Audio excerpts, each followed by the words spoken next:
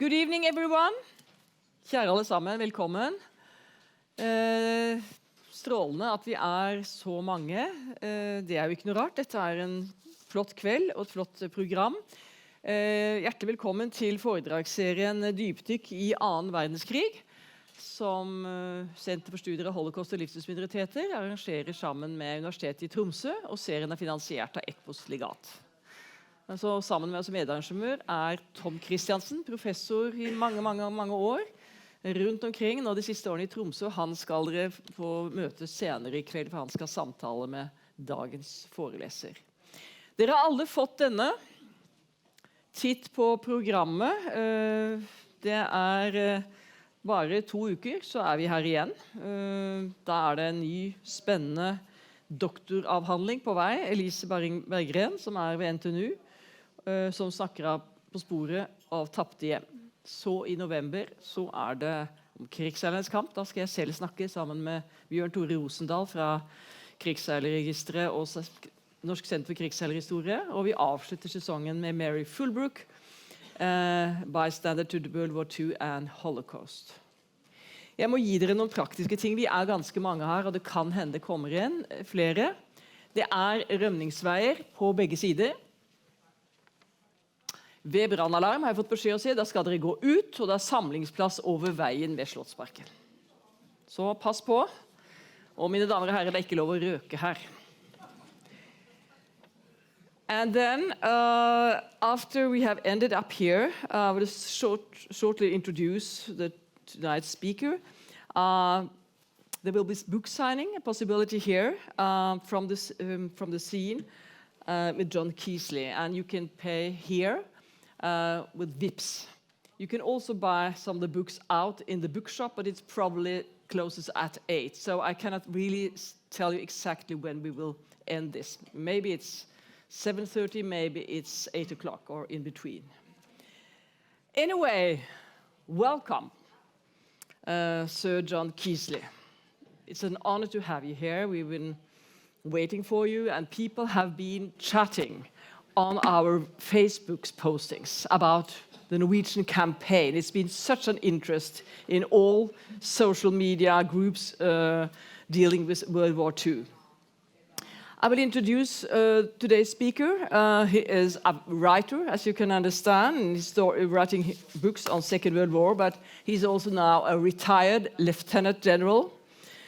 And Sir John Kiszely served in the British Army for 40 years. I think we should close that door, because actually it's a kitchen. Kiszely's operational service included Northern Ireland, the Falkland Islands, Bosnia and Iraq as Deputy Coalition Commander. He served 3 tours of duty in the Ministry of Defense, latterly as Assistant Chief of the Defense Staff. His final appointment was Director General of the UK Defence Academy. From 2014 to 2017, he was a visiting research fellow at the Changing Character of War Center at the University of Oxford, while he was writing his book, who many of you have been discussing and have read and want to hear about now. It's this book called Autonomy of a Campaign, the British Fiasko in Norway 1940. And for this book, Sir John Kiszely was awarded the 2018 Duke of Wellington Medal for Military History. The program is so, Sir John Kiszely will now talk, give a good lecture, and you sit quiet. If you go and pick coffee and a cake, you be very careful so you don't burn your neighbor. And afterwards, Professor Tom Kristiansen, my colleague and good friend, and professor at University of Tromsø, which has also published welcome books on World War II, will have a talk with Sir John Kiszely. But now, the floor is yours, Sir John Kiszely. Welcome.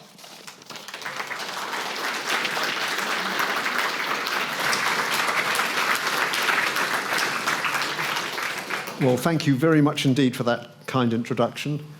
Good evening, everybody. It's a great pleasure to be back here in Oslo. And it's an honor to be invited to speak as part of this series of deep dives into World War II. It's something of a paradox History is replete with examples of failed military campaigns, yet the failure of military campaigns continues to surprise us. In recent times, for example, we have, to put it mildly, found success to be elusive in campaigns such as those in Iraq and Afghanistan, and, as President Putin is probably finding, in Ukraine. Political decision makers and their advisors consistently seem to underestimate the challenges, scale, and complexity of military campaigns. It would therefore appear to be axiomatic that greater study of the subject is required. But political decision makers and their advisors seem to reach this conclusion only in retrospect. Greater study would not, of course, guarantee success, but it might at least lead to greater understanding of some of the challenges and might allow people to find better ways to manage them. Now, if study of a failed campaign provides more graphic lessons than that of a successful one, then the British campaign in 1940 makes for a great campaign study. It probably could be titled, How Not to Plan and Conduct a Campaign. It's therefore surprising that until recently, it was little studied in the United Kingdom. And that was one of the reasons why I came to write my book, Anatomy of Our Campaign, The British Fiasco in Norway 1940. Now, in the time available, I shall not attempt a comprehensive blow-by-blow account of the campaign, and I'm already assuming that people in this room have a considerable knowledge of the subject. Rather, in the next 45 minutes, I shall focus on those events and factors that contributed to campaign failure before drawing conclusions about the reasons for failure. And I much look forward to Professor Tom Kristiansen's comments and to our discussion, and indeed to your questions. To understand the campaign, indeed any campaign, it's necessary to understand its context, because the roots of campaign failure usually lie long before the first shot is fired. That was certainly the case with this campaign, and we take the clock back to September 1939 and the outbreak of the war. The first point to make is that the personalities of the senior decision makers, both political and military, and the interaction between them were critical to the campaign from the outset. In September 1939, the British Prime Minister was Neville Chamberlain.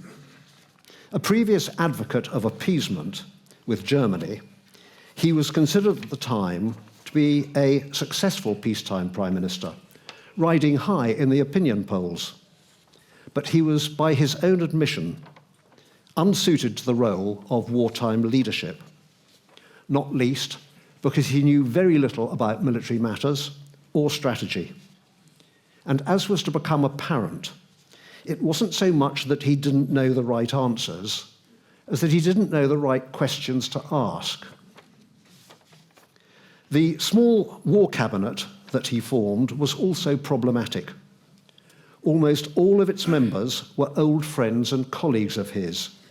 Old indeed, the average age was over 65. They were fellow appeasers, people with whom he felt comfortable. The one exception, and there he is standing right behind Chamberlain, was Winston Churchill, a political opponent, but one whom Chamberlain thought was more trouble outside the cabinet than in it. It was therefore a divided cabinet, although arguably no more so than many cabinets before, and indeed since. There were further challenges. Britain's formal alliance with France meant that this was to be coalition warfare, more of which later. And this was problematic in the multi-layered organisation for the higher direction of the war. Because above the War Cabinet, at least in theory, was the Anglo-French Supreme War Council. And immediately beneath the War Cabinet, Chamberlain had introduced a military coordination committee, the service ministers with a cabinet minister in the chair and the chiefs of staff as attendees. It looked good on paper. Military coordination, we like that. But it did not produce better military coordination. It proved to be an additional time-consuming element, and it contributed to an over-bureaucratic structure which was to prove better suited to peacetime than it was to the fast-moving events of wartime. And it was the source of much frustration. And so we come to the Cabinet's military advisors, the chiefs of staff, here seen crossing Whitehall from Downing Street in September 1939.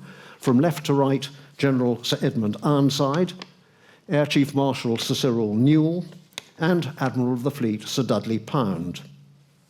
As individuals, they had their limitations. In terms of their professional competence and talents, they were mediocrities. And despite the image that they liked to project of a band of brothers, perfectly in step, you'll notice, they made a poor team, not least as a result of inter-service rivalry. Each of them was actively scheming to advance the interests of his own service at the expense of the other two. It couldn't possibly happen today, of course. They also suffered from what I call senior officer's disease. I speak as an ex-senior officer. The belief that because they were the most senior, therefore they knew best. This was a pity, because their immediate subordinate advisors, the small Joint Planning Subcommittee, consisting of 3 officers of brigade or equivalent level, one from each service, really were the brightest and best of their generation. But the chiefs frequently ignored or rejected their advice, particularly when it challenged their own assumptions. This was to have unfortunate consequences. It's also important to understand the policy context of the British government's decision-making at this time. Almost unbelievably, there was no formal written strategy as to how the war might be fought. Instead, there were, in practice, 5 unwritten guiding principles of war policy and strategy that were generally accepted by War Cabinet members, albeit with varying degrees of enthusiasm. Firstly, holding together the Anglo-French alliance was unsurprisingly seen as essential. Next, there was what was known as the long war strategy. This held that the Allies' stronger economies could outperform Germany's, and that therefore, quote, time is on our side. A war of 3 years' duration was anticipated from the outset. Then, attracting allies, notably the United States, while at the same time dissuading potential enemies, notably Italy, from forming an alliance with Germany was deemed to be highly important, as was maintaining cohesion within the British Empire, not to be taken for granted. Lastly, and for some most importantly, avoiding the attritional slaughter that had characterized the Great War on the Western Front. As the historian Michael Howard has pointed out, never again was not just an epitaph, it had become a guiding principle of strategy. In terms of the campaign in Norway, there was a sixth principle. The day after war on Germany was declared, the War Cabinet agreed that an attack on Norway should be treated as tantamount to an attack on Britain itself, and that this should be communicated to the Norwegian government. Now, this pledge can be seen as a noble commitment, but it was not unconnected to the British government's stated assumption that in the face of British naval superiority, a seaborne invasion by Germany directed against Norway's western seaboard can be dismissed, in quote, as entirely impractical. This was an assumption that no one in cabinet challenged at the time or subsequently until it happened. No member of the War Cabinet believed that the pledge for support would ever have to be fulfilled. Nor was the pledge unconnected to the British government's desire to have the whole of the large Norwegian merchant fleet loaned to Britain, a desire that became a reality later that month. The genesis of the campaign can be traced to the early days of September 1939, when the Ministry of Economic Warfare produced a paper drawing attention to Germany's critical dependence on the import of Swedish iron ore, and the winter transit of this by German freighters from the port of Narvik down to Germany. On the 19th of September, Churchill, Minister for the Royal Navy, proposed to the War Cabinet that if diplomatic pressure to prevent this should fail, then the Royal Navy should take military action, namely laying a minefield inside Norwegian territorial waters to drive the German freighters out into international waters where they could be attacked. Now, since his proposal involved violating Norwegian territorial integrity and indeed international law, it was met with limited enthusiasm by the War Cabinet. As the records of the meeting shows, they, quote, took note and moved on.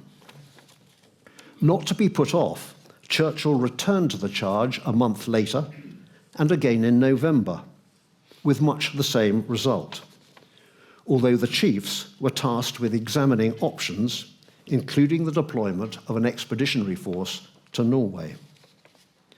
The chiefs were rightly wary of a new open-ended commitment, with General Ironside declaring that he was opposed to land operations in Norway, quote, in any circumstances.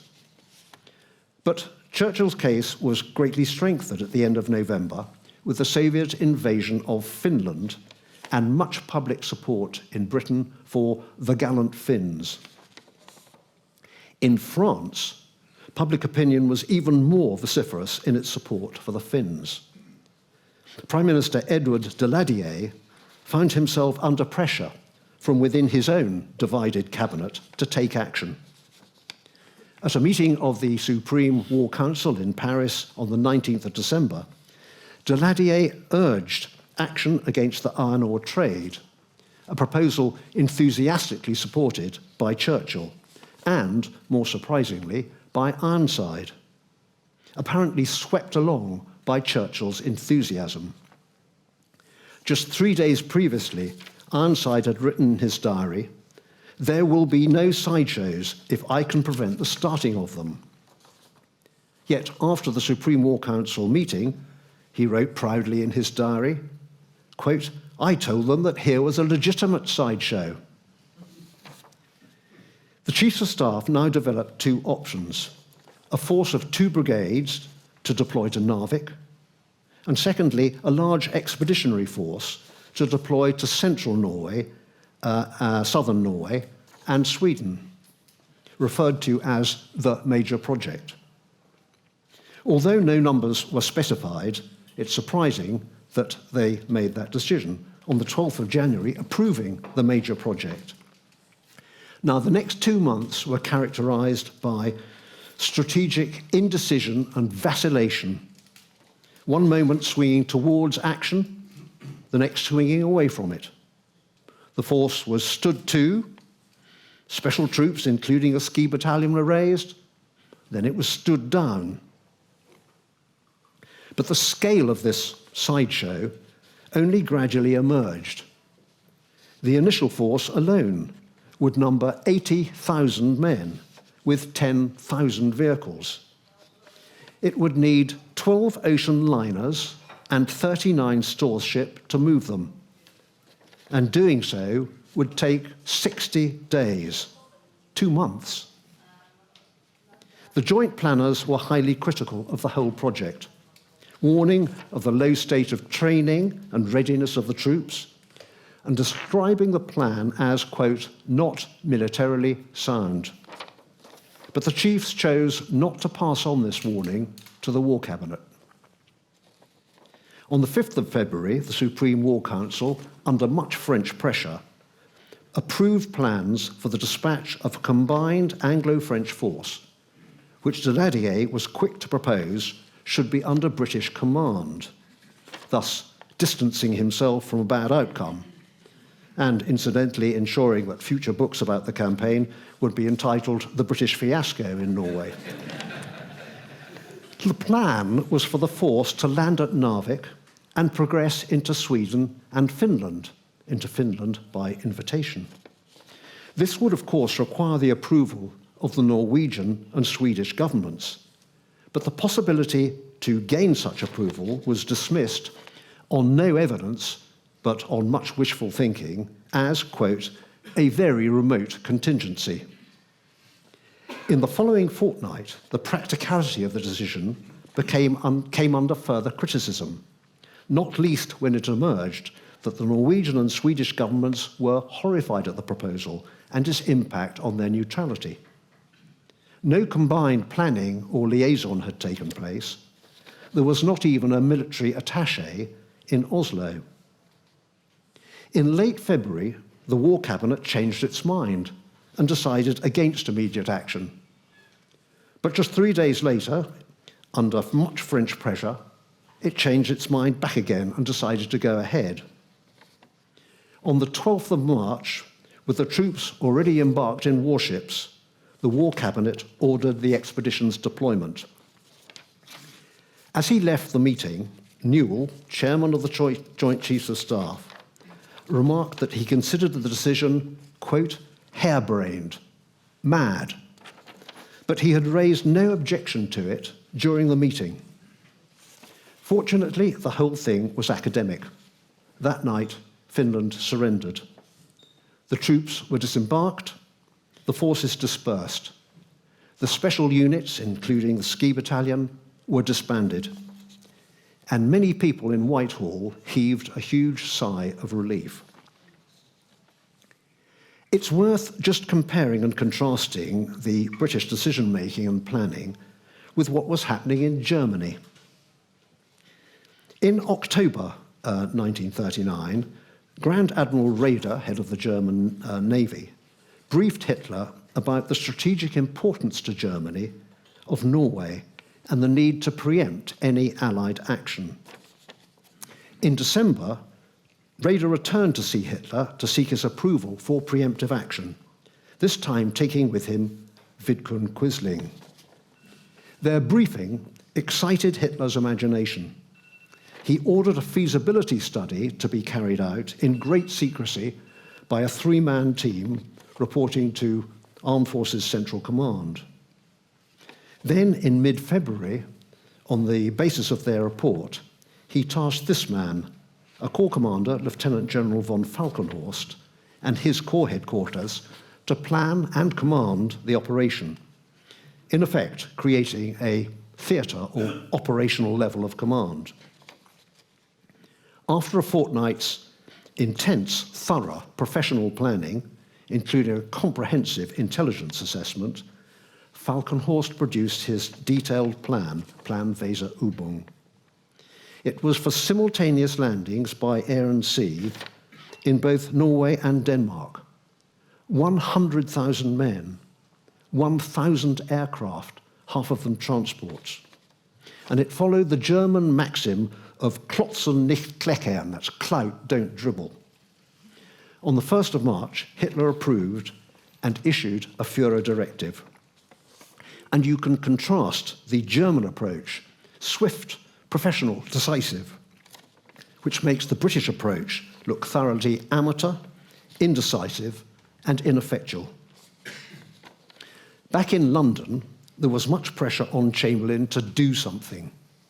Pressure from his own Conservative Party, from the parliamentary opposition, from the media, and from France, where Daladier, castigated for his inaction, had been replaced by his finance minister, Paul Reynaud. The pressure represented something familiar to more modern campaigns, the dangerous "something must be done" syndrome.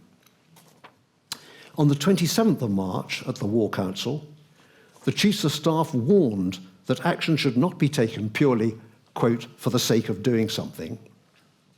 But for Chamberlain, doing nothing was no longer an option.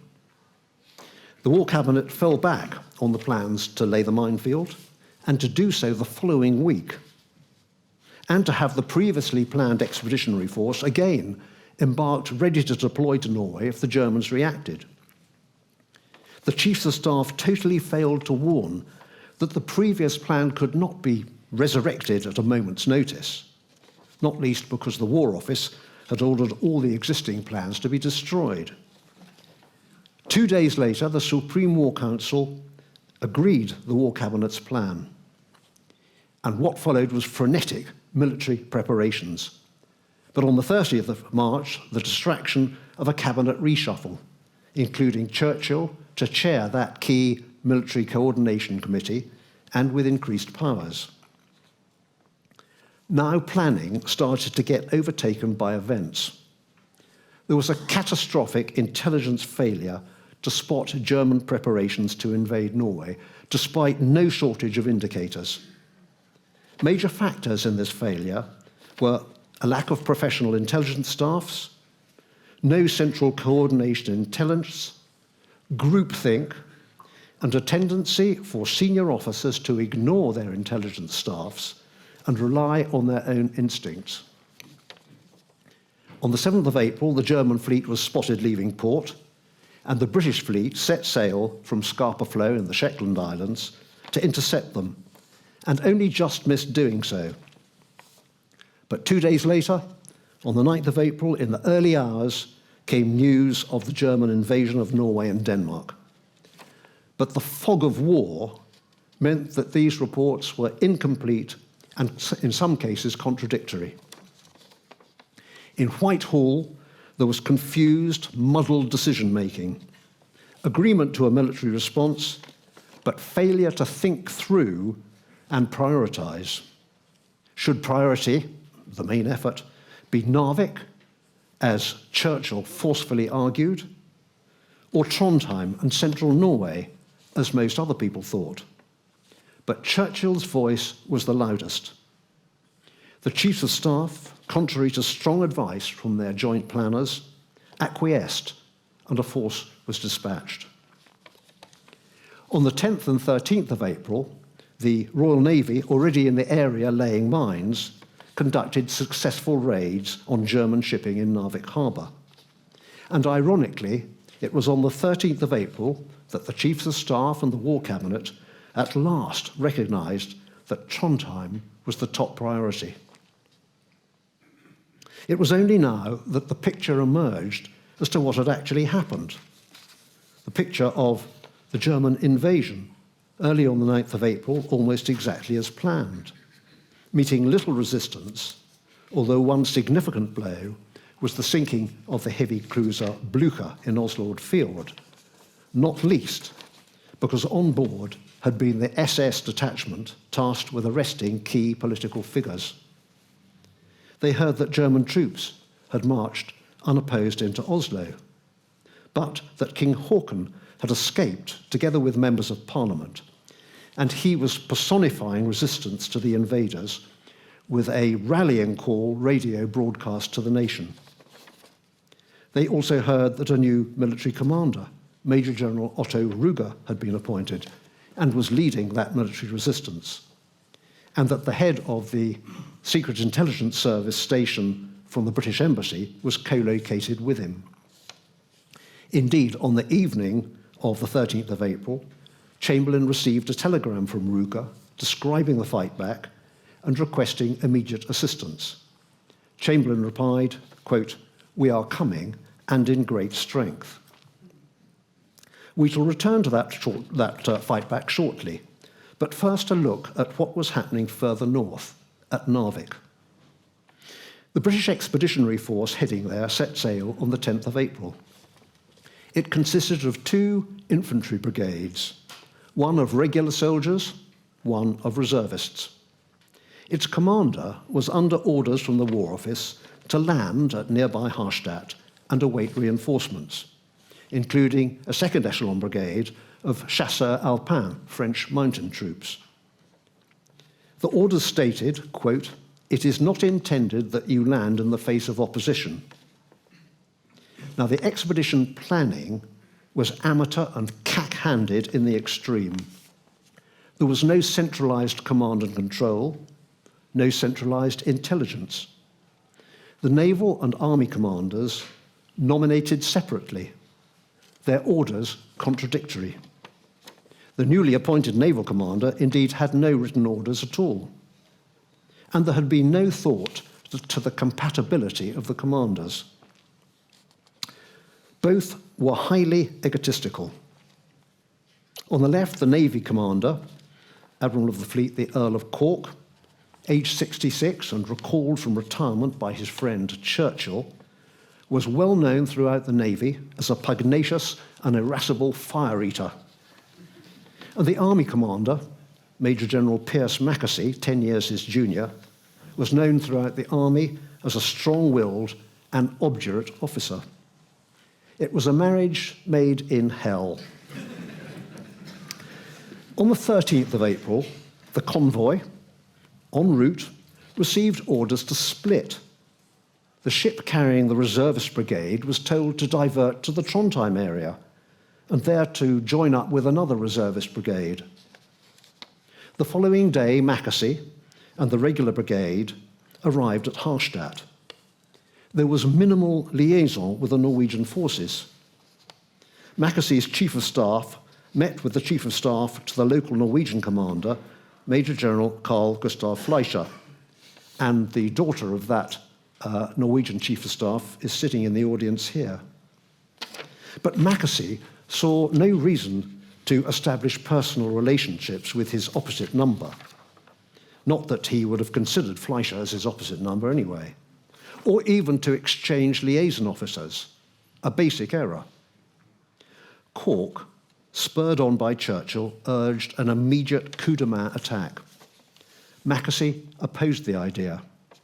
There was deep snow down to the water's edge and frequent blizzards. He now had only one of his 2 brigades. Its battalions had had only basic training and none in amphibious operations. They had no supporting arms, artillery, engineers, air defense, or logistics, and, by the way, no landing craft. Nor were the ships what's called tactically loaded, that is to say, loaded, ready for immediate action. Cork was not sufficiently sure of himself to give Mackesy a direct order. After a week of bitter wrangling, the assault was called off. The moment for a coup de main operation had long since passed. So turning to central Norway, on the 13th of April, there were 2 reservist brigades heading for the Trondheim area.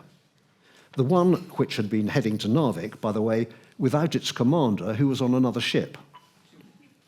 The brigades had no orders. Churchill and the Military Coordination Committee directed the planning of a seaborne attack on the town itself, with small diversionary landings at harbours to the north and south. This was contrary to the advice of the joint planners and of the Commander-in-Chief Fleet. But the decision resulted from much Churchillian emotional pressure on the Military Coordination Committee, characterized by late-night, acrimonious, alcohol-fueled confrontations. The Royal Navy dug their heels in, and on 20th of April, the direct assault was cancelled. Instead, the Military Coordination Committee directed that there should be pincer attacks from the ports to the north and south. This was where real war and war on paper parted company, because for neither attack had there been any planning whatsoever.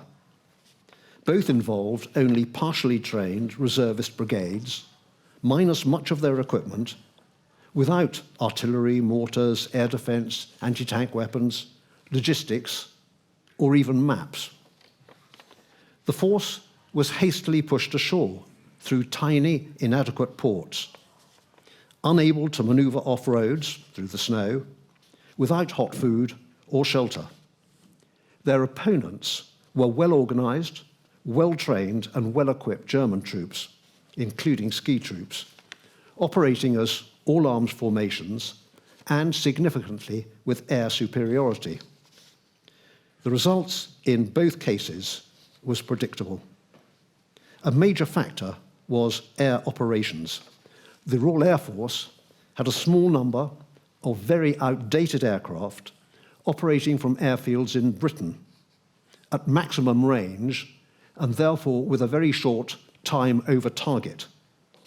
They had no ground-to-air communications, they had no liaison, and each mission was coordinated at an absurdly high level, namely in Whitehall between the War Office and the Air Ministry. The Northern Force at Namsos, which landed at night in administrative chaos, consisting of a reservist brigade, was joined 3 days later by a brigade of chasseurs alpins, the French mountain troops. Also in some administrative chaos, for example, they had skis, but no bindings, and no transport. As at Narvik, the British commanders did not establish close relations with Norwegian forces or even inform them of the overall plan, having evidently been briefed that Norwegian forces were infiltrated by supporters of Vidkun Quisling. And they decided, on little or no evidence, that they were in any case, quote, of little fighting value. This view was not shared by Lieutenant Snedden, the British liaison officer with the local Norwegian brigade. He reported that, quote, morale has been much underrated. They are very keen. Some of the wilder elements have to be held back. They have undoubtedly got guts, and they are very bitter against the Germans. His report was disregarded. The fact that the liaison officer was a mere lieutenant says much about the perceived importance of the Norwegian military to the British. Within a week, the British brigade, hastily pushed south and overextended, was routed by German forces advancing north out of Trondheim, and Namsos was utterly destroyed by the Luftwaffe. The Southern Force at Åndalsnes was also a reservist brigade, but of only 2 battalions. They rushed south to assist Norwegian troops trying to stop a German link-up coming north from Oslo. But the British unit's inadequacies was exposed by a far from elite German force, but unlike the British, all arms, and trained in and operating to a common doctrine. 2 elements of that doctrine proved critical. Achieving high tempo, that's the rate of activity relative to your enemy, and also high manoeuvring round opposition. The British troops were cut off and routed. They ran, many ending up as prisoners of war. Their attitude of mind is revealed with shocking candour by the regimental historian of one of the British battalions, when he wrote, quote, there was no reason for the last man and the last round. The criterion of success therefore resolved itself into a reckoning of souls saved to fight another day under more favourable conditions. A reinforcement battalion was rushed from France to assist, but it was too little too late. It could only delay the inevitable evacuation. Like Namsos, Åndalsnes was completely destroyed by the Royal Air Force. Back in London, the War Cabinet was reluctant to accept that the pincer strategy was doomed. But finally, on the 26th of April, they accepted the inevitable and agreed to the evacuation of those Allied troops in central Norway. This was presented as a fait accompli to the French at the Supreme War Council the following day, and they were horrified. Almost unbelievably, Norwegian commanders at Namsos and Åndalsnes were not informed by the British of the decision to evacuate until the evacuation ships were actually loading. Immediately thereafter, at the political level in London, there was little focus on strategy, on the process of balancing the desired ends with the available ways and means. Instead, political focus was on political survival, thus on self-justification, on saving face, on the inevitable media plan. The political repercussions are well known: the House of Commons debate, the 7th and 8th of May, the vote of confidence, Chamberlain's resignation, and on the 10th of May, Churchill became Prime Minister, the same day that Germany invaded Holland and Belgium. Now, at first, the War Cabinet failed to see the campaign in Norway in the context of the war as a whole and the obvious competing priority of the Western Front. Churchill was reluctant to prioritise or to contemplate complete withdrawal from Norway.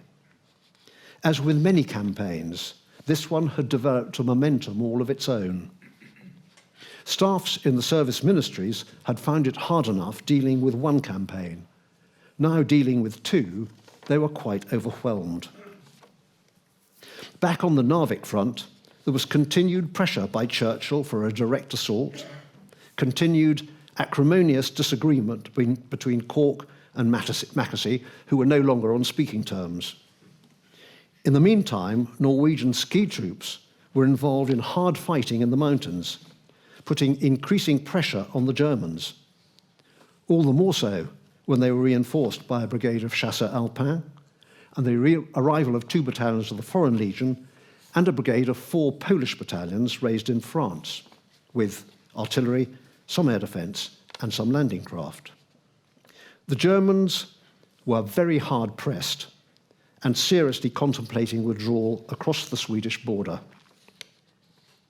On the 13th of May, Mackesy was sacked, replaced by Lieutenant General Sir Claude Auchinleck, on the left here with his RAF commander, Group Captain Moore.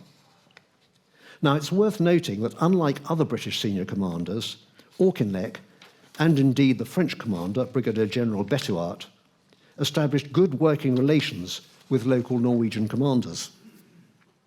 Attention now, though, was further south, between Trondheim and Narvik, and the action to prevent German overland link-up operations from north of Namsos. The British forces were hastily deployed, in insufficient numbers, poorly trained and equipped, and totally outclassed and brushed aside by the German mountain troops operating with air superiority. The British troops were evacuated from Bodø on the 31st of May, again effectively deserting the Norwegian troops. Meanwhile, the decision had been taken to evacuate from Narvik after its capture. The successful assault took place on the 28th of May, actually the day after the Dunkirk evacuation started, by Norwegian, French, and Polish troops, driving the Germans into the mountains. Effective cover for the evacuation, and that took place successfully on the 4th to the 8th of June. There was one final tragedy to be played out in the British campaign, and one that in many ways typified it. The assault aircraft carrier Glorious, travelling back to Scotland outside a convoy and accompanied by only 2 destroyers, was intercepted by a German naval task force, including the battleships Scharnhorst and Gneisenau. Significantly, none of the carrier's reconnaissance aircraft were deployed. Within 2 hours, all 3 British ships were sunk. 1,500 lives were lost. There were only 45 survivors. Thus ended the British campaign in Norway. So what conclusions can we draw about the reasons for failure of the campaign? And this is where I think a deep dive is rather important, and a shallow dive rather dangerous. Let me explain. Some historians have laid the blame for the failure of that campaign almost entirely at the door of the interwar British governments, which failed to rearm the armed forces more than they did. Now, it's certainly the case that had the British government spent more money on the armed forces between the world wars, there would have been more soldiers, better equipped, modern aircraft and ships, better communications and logistics, all of which would have made success more likely. But this argument can mask the truth. Strategists have to cut their coat according to the cloth that is available.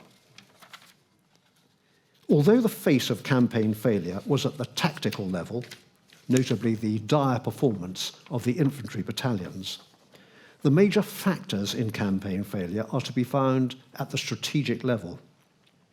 Two are obvious: the catastrophic failure of intelligence, which allowed Operation Weserübung to achieve complete strategic surprise, and the domination of German air power, which proved so decisive. Many analyses of the campaign focus almost entirely on these factors, obscuring other flaws and errors of judgment, which together combined to prescribe disaster. In terms of errors of judgment, there were certainly a number of highly placed decision makers, both civilian and military, who made really bad decisions at critical moments, or failed to make decisions at all when they were needed. Foremost amongst those individuals are Chamberlain and Churchill, particularly Churchill. He was to admit as much after the war, and indeed saw to it that no official British report was written after that campaign, unlike the 1940 campaign in France. But the three chiefs of staff, particularly Ironside, all showed very poor judgment in key strategic decisions or in the advice they were providing. Again, though, these errors of judgment in decision-making by individuals are only part of the explanation for campaign failure. There were other, more systemic failures at the strategic level. Firstly, organizational. The organization of the higher direction of the war was, as we saw earlier, flawed. The multi-layered, over-bureaucratic committee structure proved not only to be far too time-consuming and energy-sapping for attendees, but also, with operations being taken in the Military Coordination Committee, far too slow, resulting in decisions being overtaken by events and a pernicious cycle of order, counter-order, disorder. In addition, there was a lack of a system for proper coordination between government departments. There was no joint service, command and control of operations beneath the chiefs of staff, and no joint force commander and headquarters for deployed forces, thus no theatre level of command. An even more important factor was a conceptual one. At the highest level of strategy, the national or grand strategic level, there was perversely an absence of strategy. That is to say, of a process of balancing the desired ends to be achieved with the ways and means available. The War Cabinet tended to arrive at its declared policy without submitting its desired policy to this process. Unsurprisingly, its declared policy and the plans that resulted were often highly impractical and divorced from reality. Now, this tendency resulted from an over-rigid interpretation of the principle of civil primacy in the civil-military relationship, with ministers objecting to having their opinions challenged, and the chiefs viewing strategy as simply the translation of policy into plans, and thus a one-way street. The chiefs, as we have seen, often failed to question ministers' opinions, even when they considered a proposed policy harebrained, or to state realistic risk assessments. Neither ministers nor the chiefs seem to have seen strategy as the continuous, dynamic, and iterative process that it should be. The other main strategic level factors contributing to campaign failure can loosely be described as cultural, firstly political, and then military. At the political level, the prevalence in the War Cabinet of vacillation and indecision, wishful thinking, unjustified optimism in planning and decision-making, the tendency of ministers to avoid discussion of strategy and instead focus on tactics, a failure to challenge assumptions, most notably that key assumption that the Germans would never attempt a seaborne invasion of the west coast of Norway, a failure to cross-examine the chiefs of staff on their advice, bowing to the something must be done syndrome, and lastly, but maybe most importantly, a gross underestimation of the impact in war of Clausewitzian friction, what Clausewitz described as, quote, the concept that differentiates actual war from war on paper. Then at the military level and within the military, a failure to fight a combined campaign with Norwegian forces, or indeed to treat the French with equal partners in the campaign. Indeed, the campaign provides an object lesson in how not to conduct multinational operations. The lack of doctrine and the over-reliance on improvisation, a serious underestimation of German military capability, a failure of the chiefs in their relationship with the political masters to speak truth to power. For example, Ironside knew the state of the reservist units and formations was such that they were completely unfit for operations, but he did not mention it, fearing that the blame might fall on him.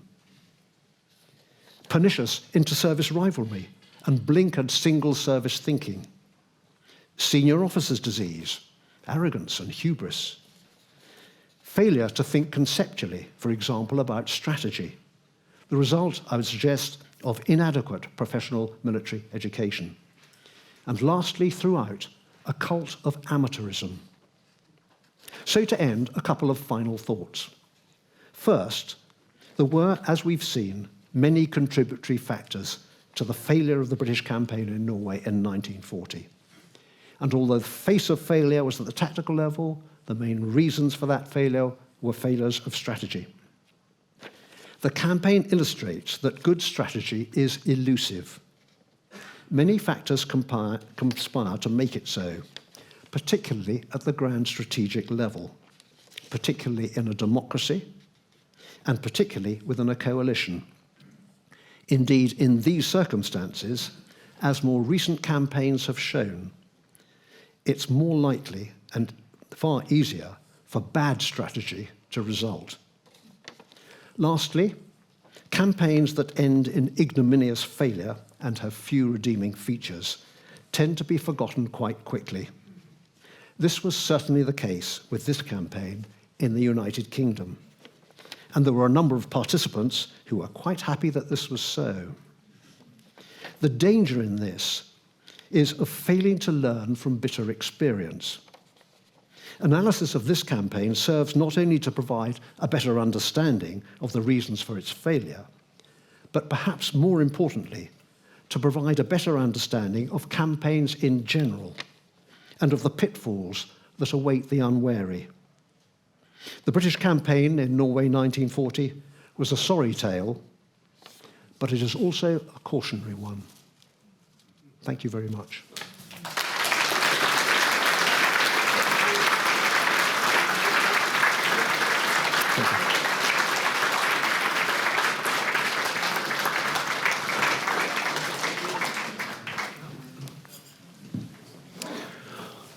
Thank you so much. And I think that people should read the book. It's not only extremely interesting and well-researched, but it's also well-written. And I would like to say so. It's extremely well-written and clear. I noted something here that one reviewer said that it probably had to do with your background as one who gave orders. So the language needed to be clear and to the point. What do you think? Very kind of you to say so. But certainly I think I'm fortunate in the experience I had in the military and in the Ministry of Defence to understand a bit about what was actually happening on the ground, and also what was happening in the decision-making and in the interaction between senior military advisors and their political masters. And I have to say that, in my experience, all didn't go entirely according to plan in some of the later campaigns.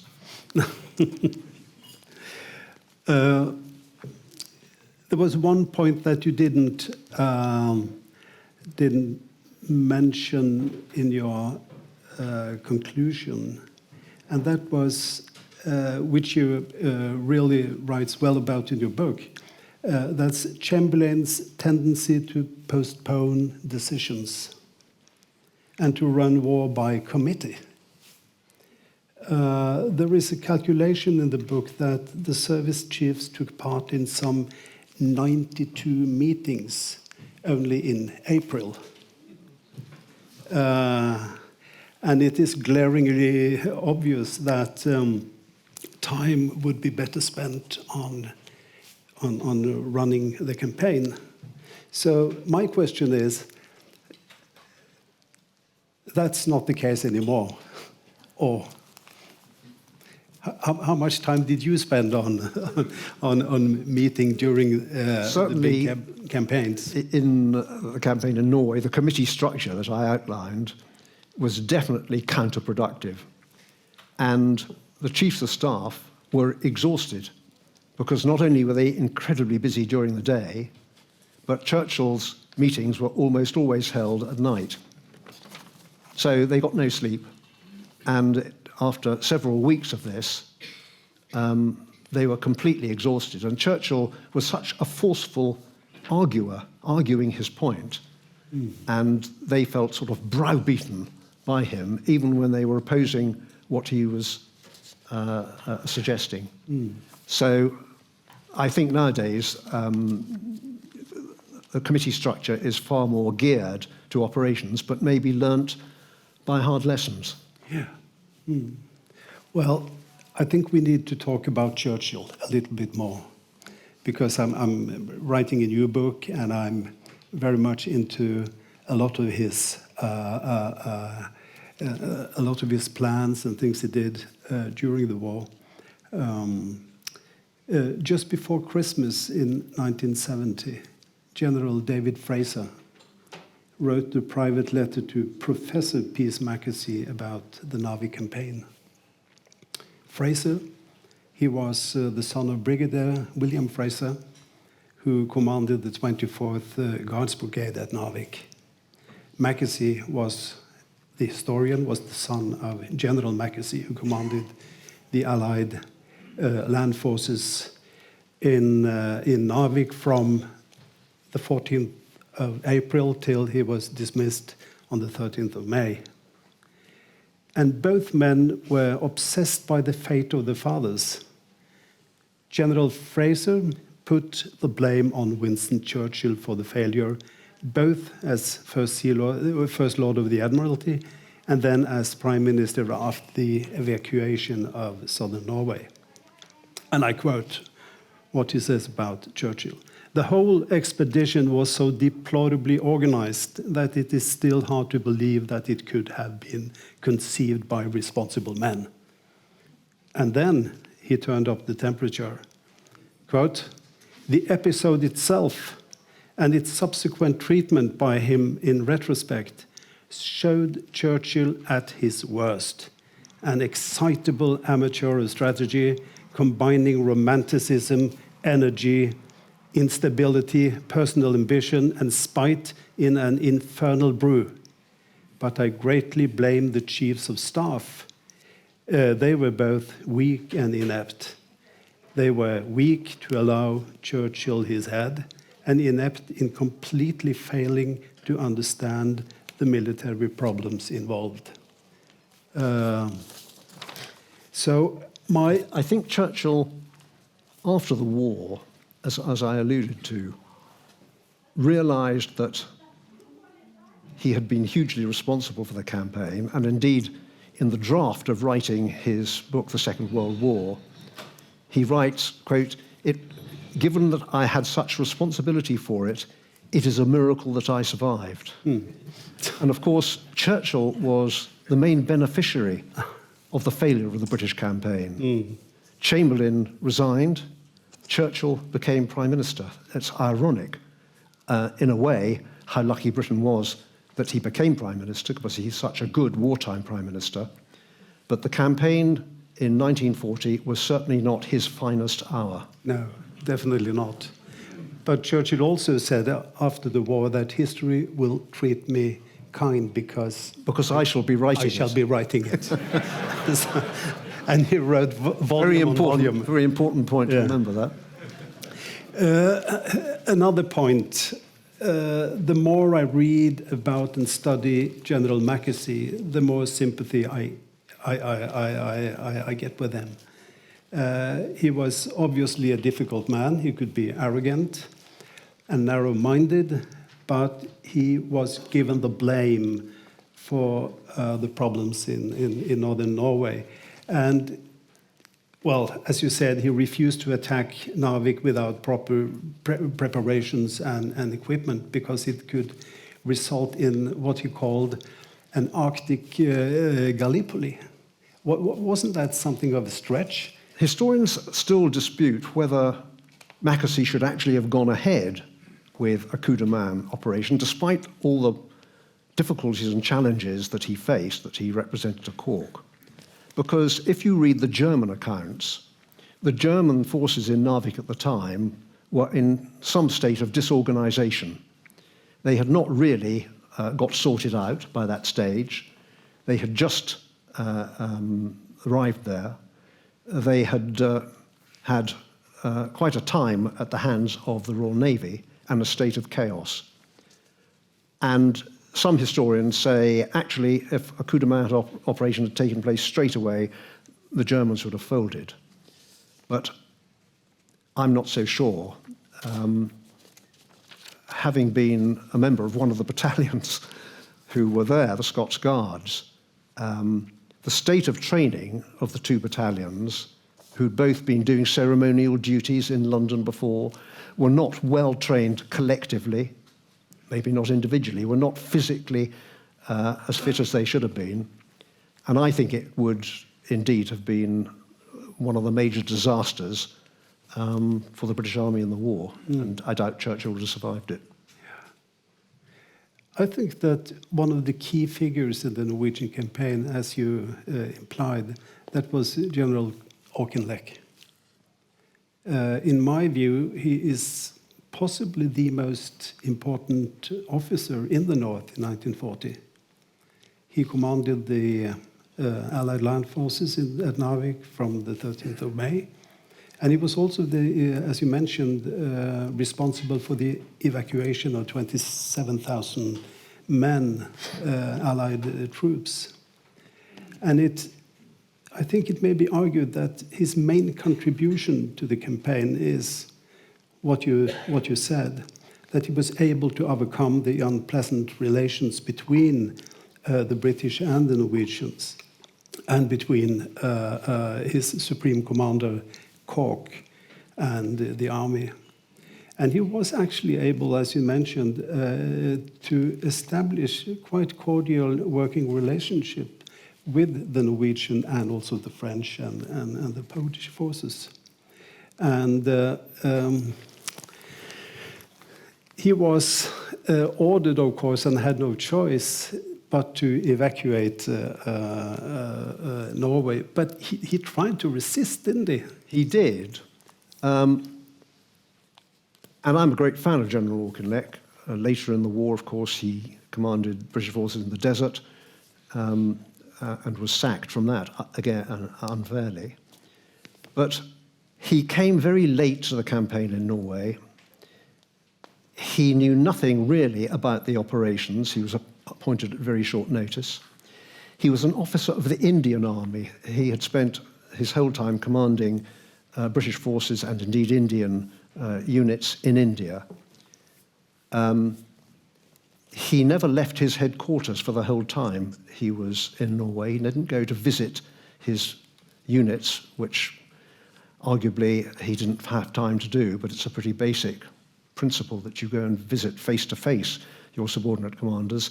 And I don't think he realized just how badly trained the British forces were. He was used to the Indian Army, which had a very high standard of training. He expected the British forces, the ground forces of the army, to be much better than he were. And he didn't really know much about the Germans and the German capability. He had never fought in a campaign where air power played such an extent as it did here. And I think some of his decisions are open to question, although it wouldn't have altered matters as it happened. But Churchill took against him after the Norway campaign because Churchill was pinning the blame actually on anybody he could find, and Churchill was one of them. The Ork, as he was nicknamed in the British Army, he went on in his retirement to teach or as an instructor at Camberley, the British Army Staff College. And he gave a lecture in August 1964 on the topic Operational Strategy Revisited. Have you seen his manuscript? And he told the student officers that, I quote, "The big blunders in all wars and campaigns are usually strategic." Nonetheless, he maintained, the military students tend to concentrate almost exclusively on the tactical aspects of the lessons of military history. The reasons, he thought, was that strategic errors are not self-exposing as are tactical errors. And as the former are dimly lit and therefore not evident to minds too exclusively immersed in tactics, the military student often misses their significance and, in this way, deprives himself of the valuable guiding lights which these provide as safeguards against future disasters. That's quite wise man's words. But I was wondering, did the British Army and the defense leadership during the war start that process to learn from? And how did they do it institutionally and in education and so forth? Yes, some lessons were learned from the campaign. And there are some commentators who say, you know, people really did learn from the mistakes, although they sometimes find difficulty in pointing to exactly what they're talking about. But I think one of the greatest lessons from that campaign that applies to campaigns that are happening now and in the recent past is a lack of a common understanding of the word strategy. And I think if you cross-examine historians, military people, strategists on what is their definition, if you had if you had 6 on a platform, you'd get 6 different answers. Because strategy has, if you look it up in the dictionary, has so many different meanings.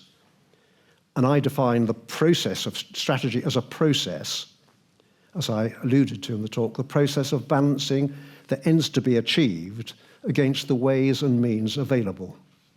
Now that's a difficult process at the best of times, and it almost always results in you not having enough as a military person ways and means for what the politician wants you to do.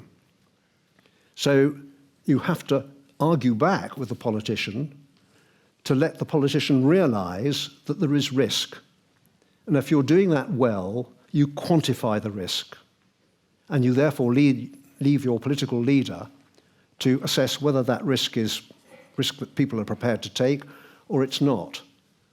Now, this is a hard process, and it requires good personal relations between the political level and the military to be able to have this frank conversation. And it didn't happen in the British campaign in Norway. And I think very often in more modern campaigns, in Iraq and Afghanistan, for example, it didn't happen either. And there's a lack, I think, of intellectual rigor of having a discussion about strategy, but first defining it. And nowadays, when people ask me about strategy, I say I'm not prepared to discuss strategy with you until we have a definition. And your definition can be different from mine. It's just I want to know when you use the word strategy, what are you talking about? Because when I use it, this is what I'm talking about. And I don't think that sort of conversation happens enough today, and it certainly didn't at that time. I don't know if you agree, but... Yeah. Yes, I do. Did the British at any point involve the Norwegian commanders in the thinking both about strategy and tactics or operations in Norway? Absolutely not.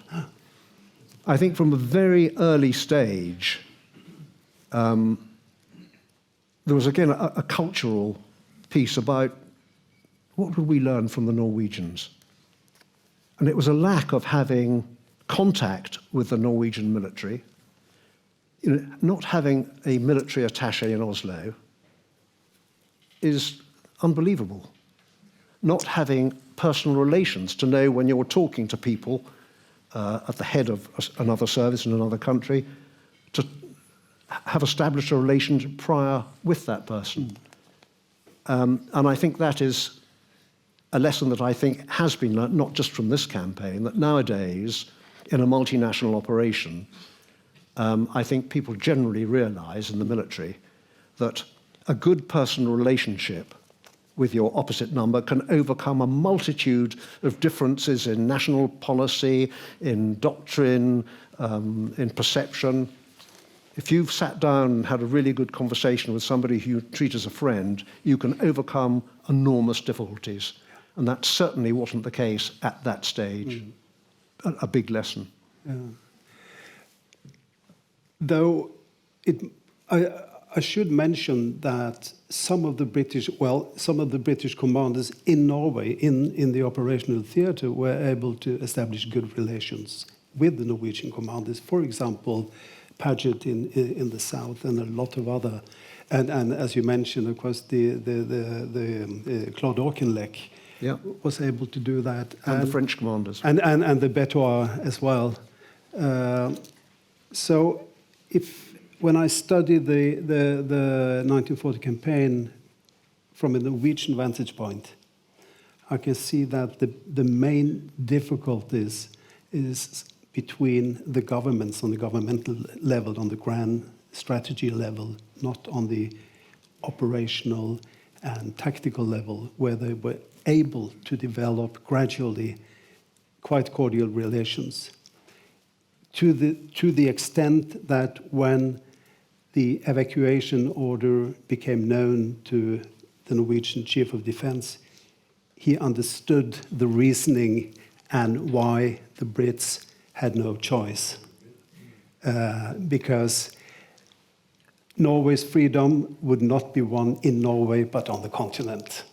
And the British and the French, they just needed to defend the UK and to rescue all forces they had in the different operational theatres. So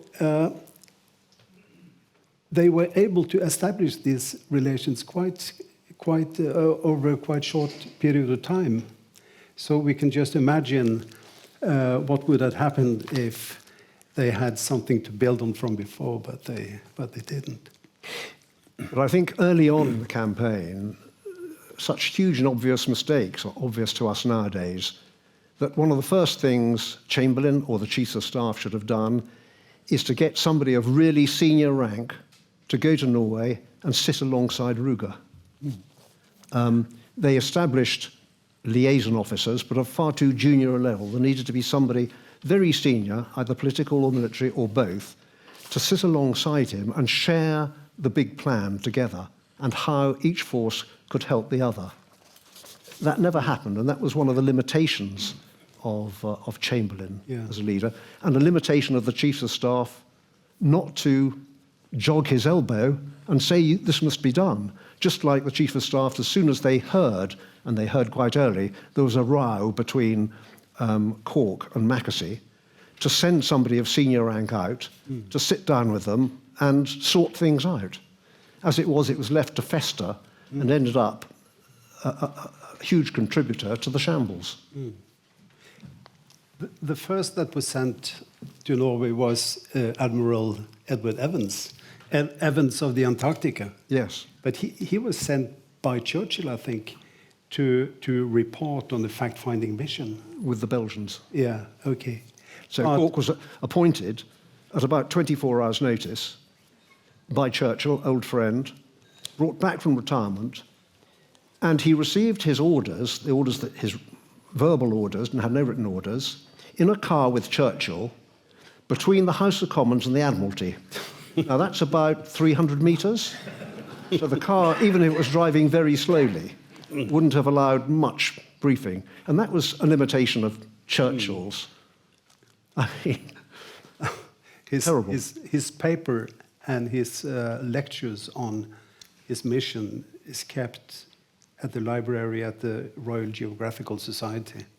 And it's quite interesting reading. Right. Because he was used by the Norwegian Information Service in London almost as a propagandist after the campaign. Sure. But there was another one, and that's Brigadier Dudley Clark.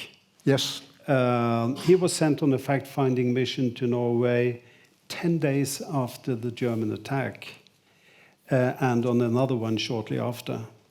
And in 1948, he published a book about his wartime experiences, among them the missions to Norway.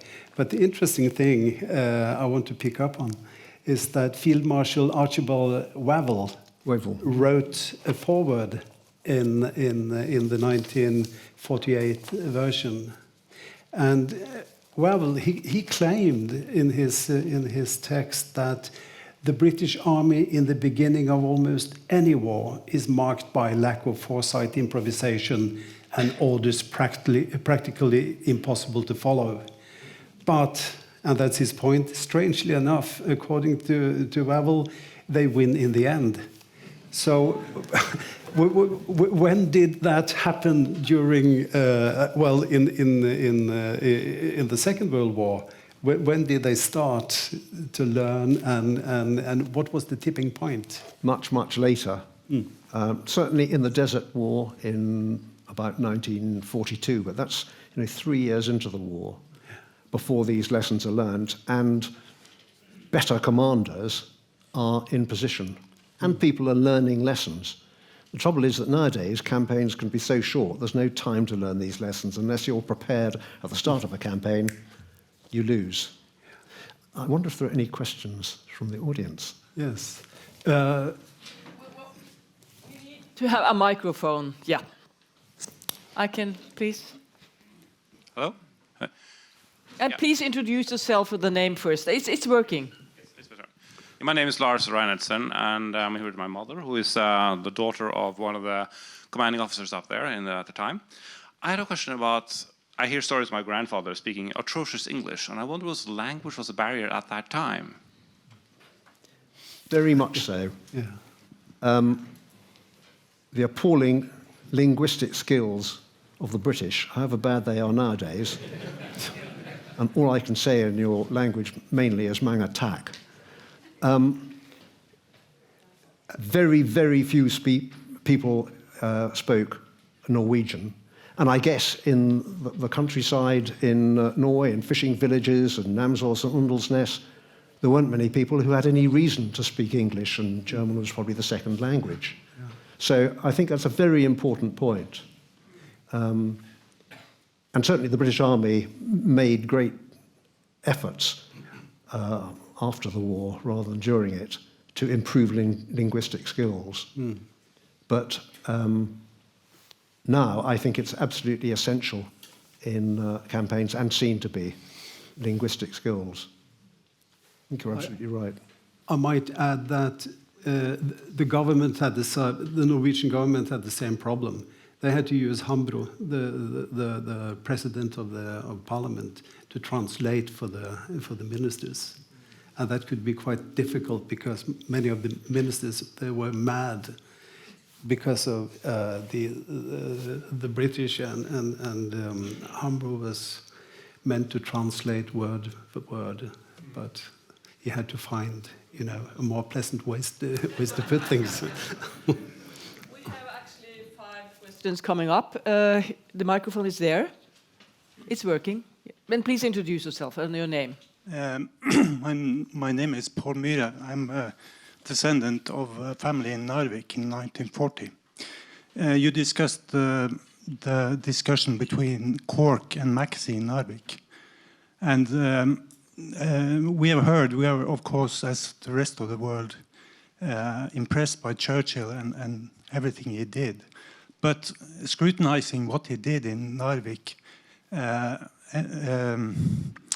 learns about his character in a way that I at least didn't know earlier. So my question is, the discussion between Cork and Mackesy has been seen as a discussion of the level of risk when attacking Narvik from ships after a bombardment from ships, and you kind of feel that Mackesy was more.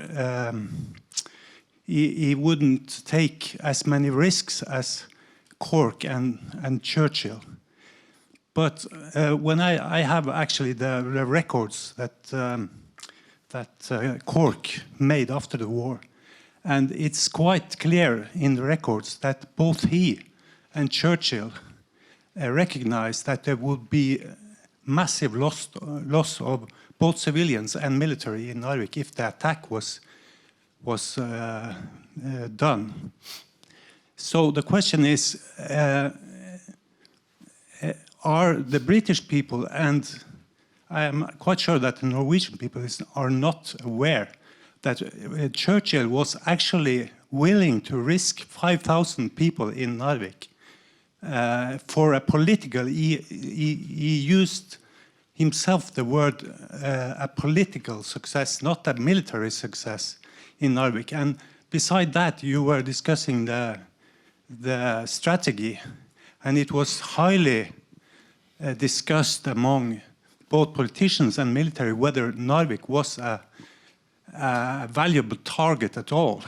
So what can you say about the kind of military ethics of such a position of Churchill?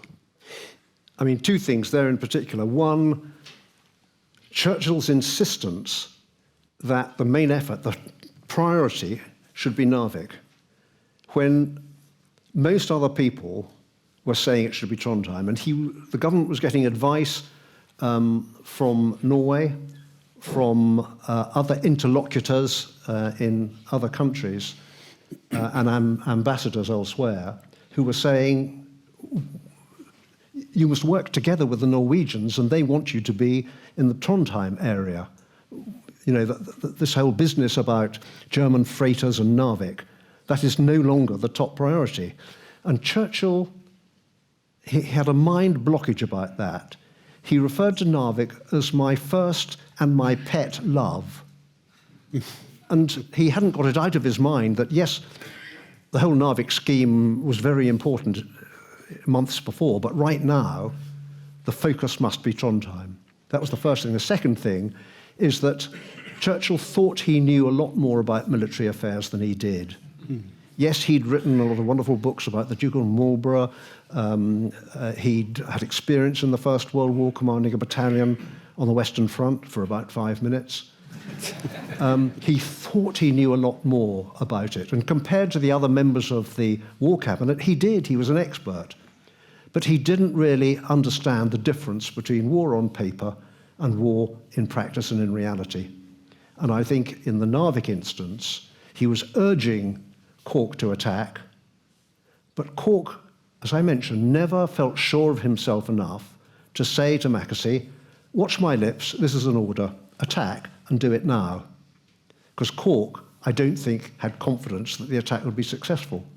And Churchill never gave a direct order to Cork. He just kept saying to Cork, come on, why aren't you doing something? Why aren't, get that chap Mackesy to... But he never gave a direct order.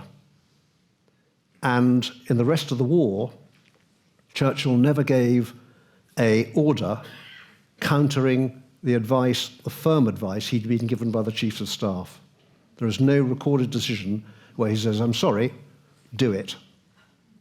And I think that goes back to Gallipoli in the First World War, where Churchill was urging the attack in the Dardanelles in Gallipoli, and the thing was disastrous. And he knew that he couldn't, as he said later after the war, I couldn't afford 2 Gallipolis in one lifetime. Thank you. I think we now have 4 comments. I will repeat. It's man with glasses, blue jacket, black jumper, red jumper. And while the next speaker is posing a comment, you can prepare. But I will urge you all to be short. So there are many people wanted to say. Please. Thank you. Thank you, Sir John, for a most interesting presentation. My name is Thomas Bartholson. My father and 4 uncles were in the battle in Narvik as Norwegian servicemen. At a much later stage during the war, Churchill was an advocate for an invasion to take place to Finnmark and also to Mosjøen. Mosjøen being south of Bodø and Finnmark the furthest north. Something that his officers were quite opposed to. But it is known that there was quite some debate on this topic. Was this motivated by a sense of wanting a revenge to the Germans after the British campaign? That was my first question. My second question is, was there the cooperation between Norwegian servicemen, officers in exile in Britain, and British intelligence? How did that develop?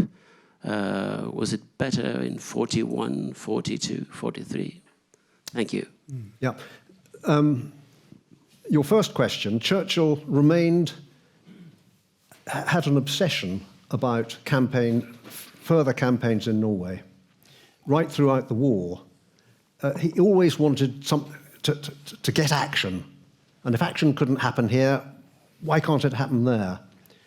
And right through to 1944, he wanted another operation in Norway.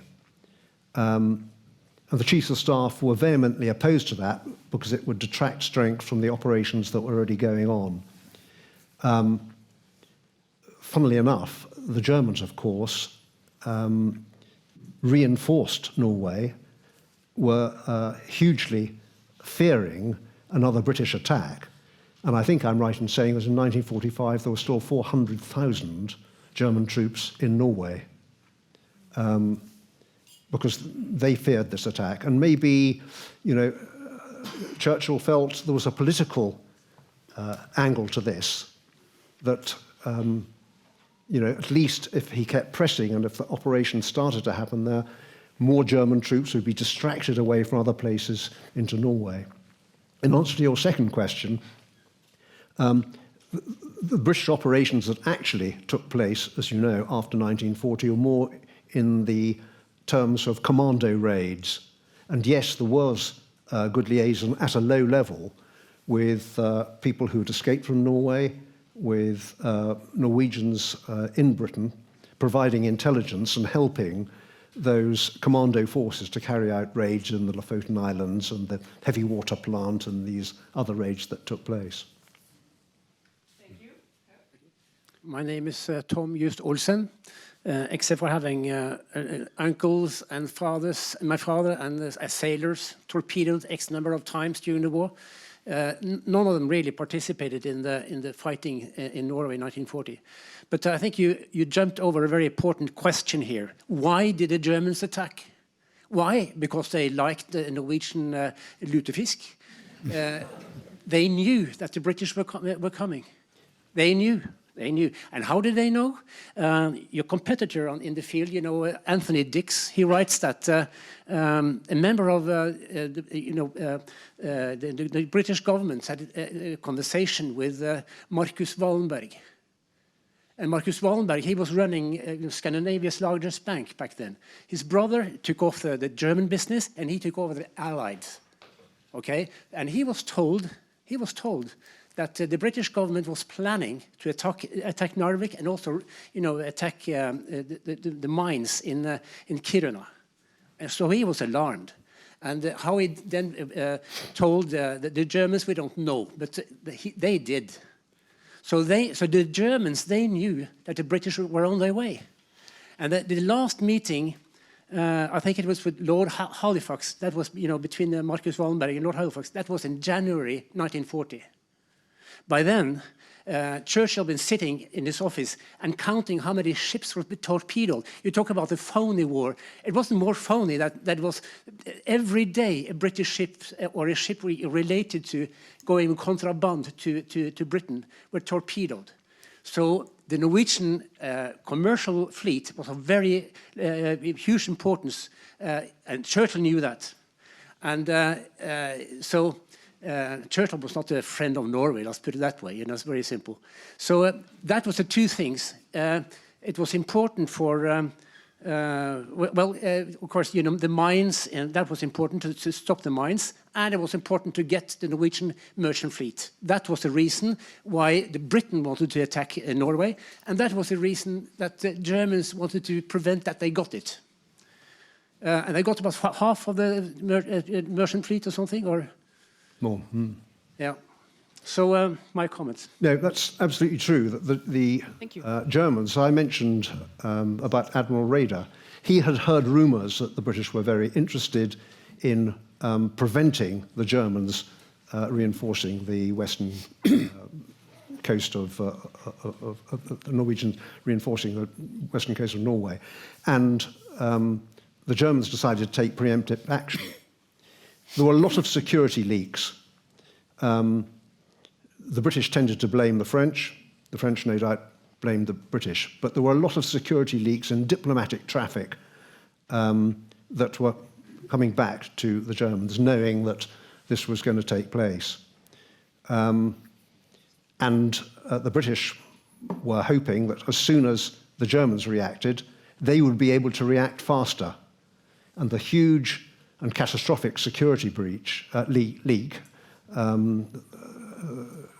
meant that the whole thing didn't happen like that at all. And both fleets were going there practically at the same time. And the British fleet came within an ace of cutting the German fleet off, and the whole thing would have been history. But, you know, Hitler made a gamble, and the gamble paid off, contrary to the advice he was getting from his military advisors. They said, this is a crazy plan, it's not going to work.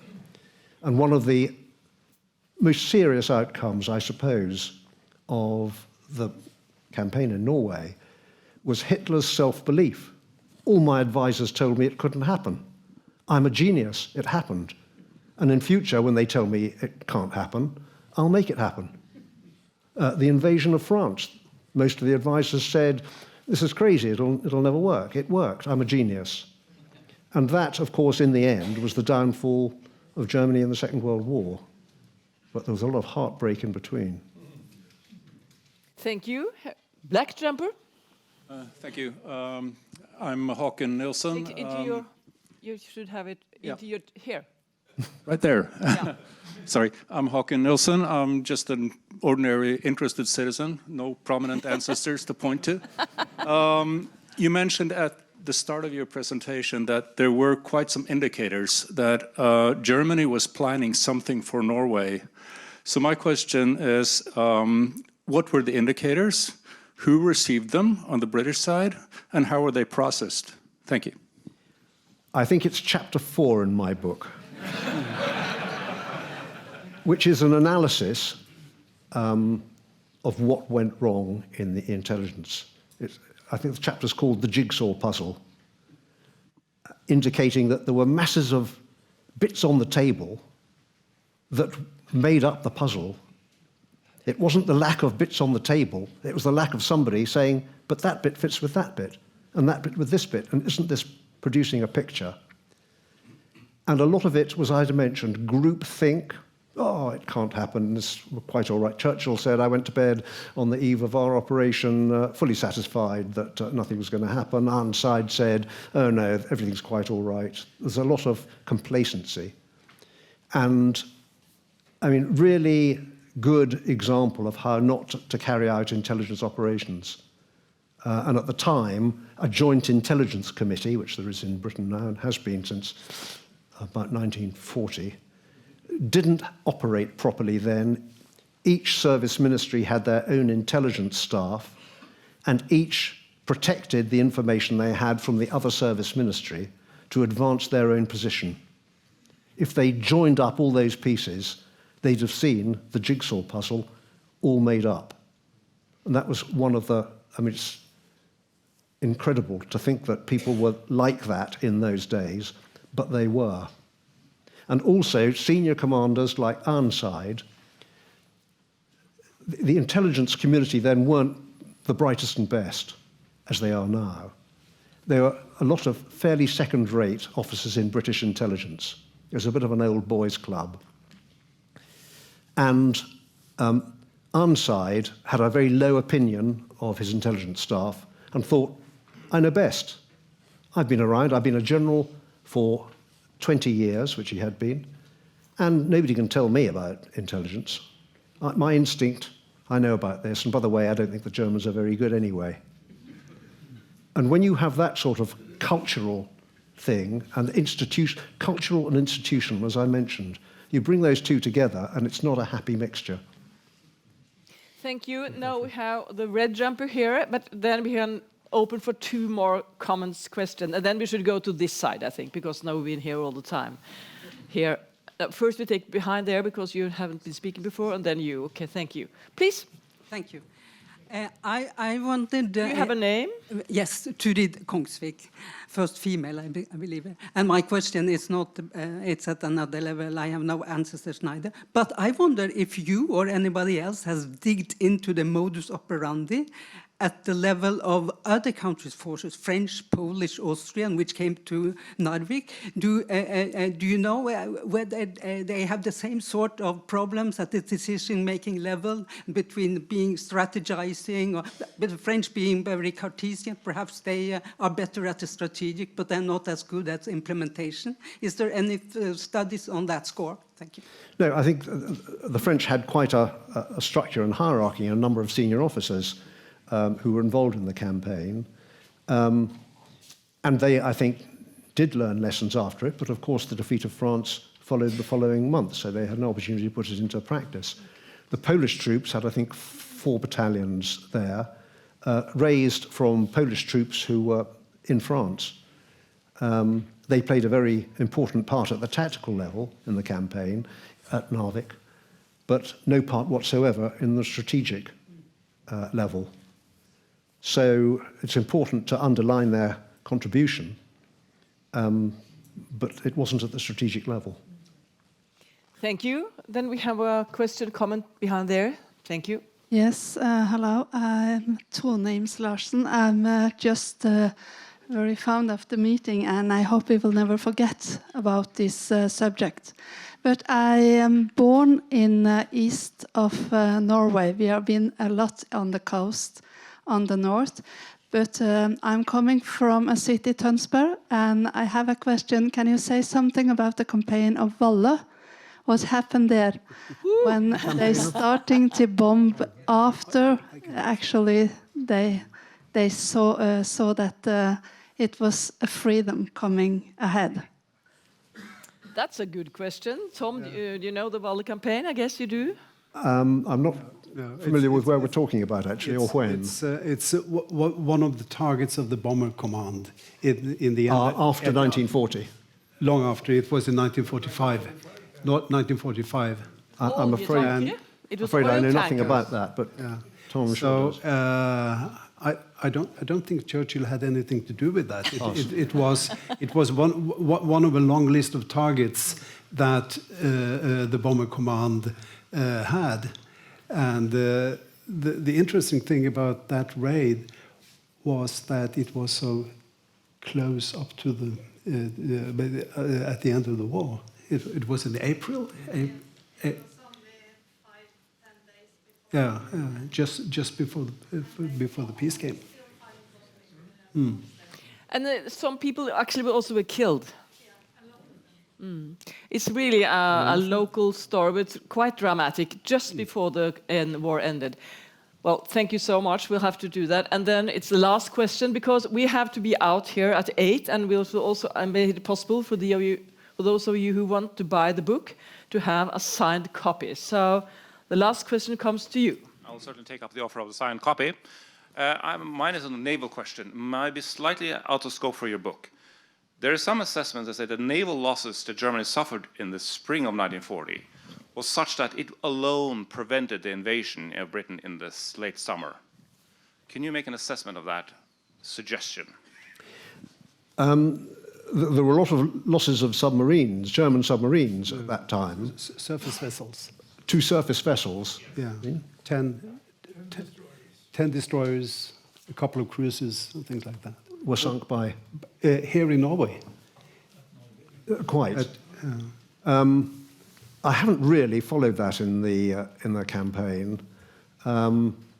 Certainly, what the Royal Navy were doing at the time were trying as best they could to destroy the German shipping, and had considerable success.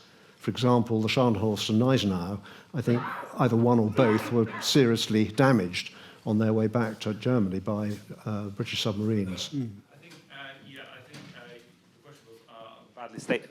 The question was badly stated. The suggestion was, and this is from German naval sources, that the Kriegsmarine lost so many German ships, capital ships and destroyers, that they could not support an invasion of Britain. It just couldn't be done. Absolutely correct. That the losses of German ships and British ships were fairly similar. But the British Navy was that big, the German Navy was that big, so proportionally, the German Navy lost far more, a far higher proportion. And after that, it was very difficult for the Kriegsmarine to conduct successful naval operations, except for submarines. So it was, incidentally, an extremely important factor later in the war. You're absolutely right. Thank you. This is fabulous, John Kiszely. I mean, you're such a lecturer, and you have been sitting here. We could have been 2 more hours, but now I think it's also time to close in. And as you understand, the interest for this campaign and that part of World War II in Norway is of immense interest, and I'm quite sure the discussions will continue on the social media and all the groups afterwards. And thank you, Tom, for keeping up the temperament in your talk afterwards. I think we should give a big hand to Sir John Kiszely.